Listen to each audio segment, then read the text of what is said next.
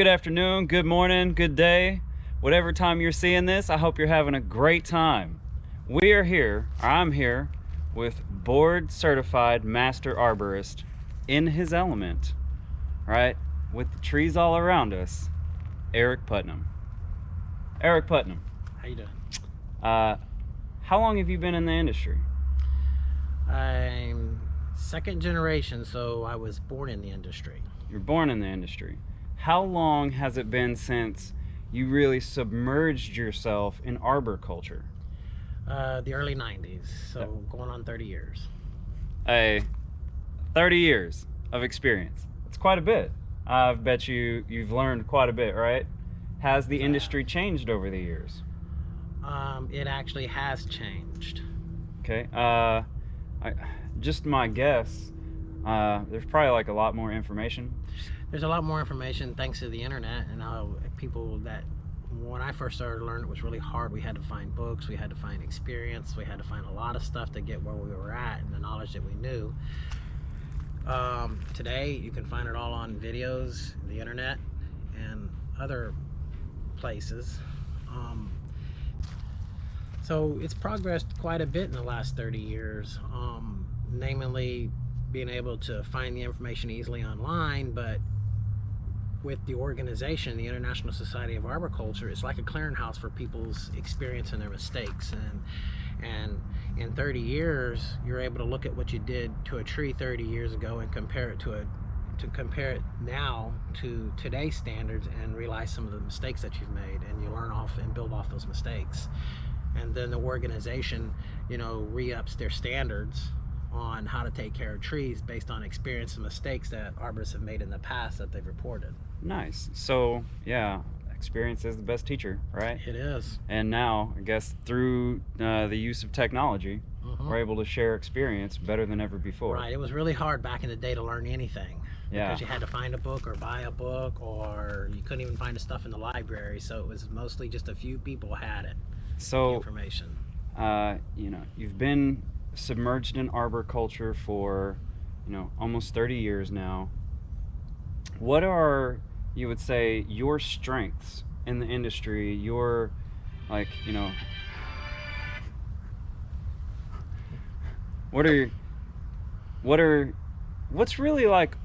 are you most passionate about in arboriculture?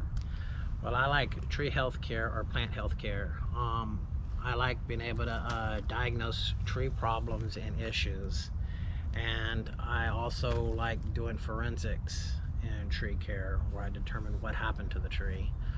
I've done a lot of research on tree physiology, and tree physiology helps you understand how the tree interacts in the environment with certain herbicides or certain fertilizers or water, or the lack of, or compaction, whatever, pruning, anything that you do to the tree. So like environmental changes, right? Construction, right? Mostly cultural practices is the big deal.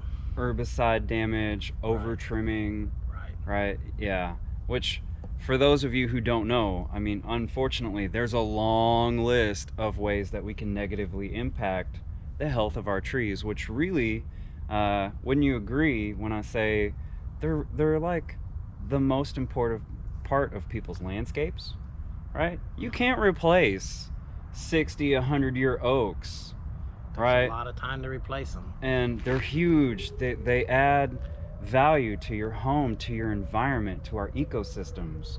Like they provide homes for little creatures, right? They even block wind, right? And sound. Their noise reduction. So they really add so many more benefits than we often realize. Right. 'Cause I know I'm in the industry as well, and my part in the industry is helping out with lawns. People always say, well, I want to do something with this tree because it's impacting my lawn. And honestly, because of what you've taught me, right, I'm often like, hold on, let's take a slow approach to this. Let's actually focus on how we are going to impact the tree to adjust our approach to how we work with the lawn. Absolutely, right? It's important. So something that Eric Putnam has taught me, which has been, priceless for me in my own business, is taking a look at the entire environment, right? We were out there in Alvin, Texas, looking at this big, beautiful oak tree, and he said, look all around. You can find signs of what could potentially impact this tree by its environment.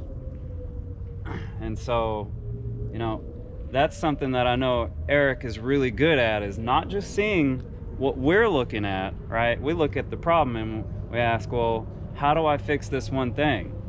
And Eric asks, well, what might we need to fix around this to improve the health of this tree? So Eric, let me ask you, of course, you've been in the industry for over 30 years. One of your key strengths that I think we would both agree on is plant health care, pest and disease identification, and allowing people to really, truly understand the best way to feed a tree in terms of like microbes and soil biology and all that stuff. Staying away from fertilizer. I know it's a big deal for both of us, but let me ask you, what is it that you want to put out there for, your customers, our audience, and for even other tree guys, like I once was? Right. I wanna do battle against myths, tree myths. Okay. Tree myths that have been perpetrated in our business for a very long time, and quite a few tree myths that are still in the International Society of Arboriculture. Inside of that, yes. The ISA. Right. They're coming around very slowly. One of the most impressive things that the ISA did in 2018 is they upgraded the standards to include, when you trim a tree, you need to know what the tree is going to look like 20 years after you prune the limb off the tree. They want you to set a plan. So every single tree trimming operation comes up with a plan that has an extended period of time in the future of what the tree is going to look like. And before that, and I'm not saying anybody ever follows those standards, but at least they set that standard, right? It's important, and I look at it like having a little bit of experience in lawn care and landscaping. Often people don't think about what something's going to look like in 5 years, much less 20. I know you've experienced the customers where they got a little palm tree, put it right next to their house, right, and now they have palm tree messing with their gutters or their foundation maybe, and just it's too close. It's not a favorable spot.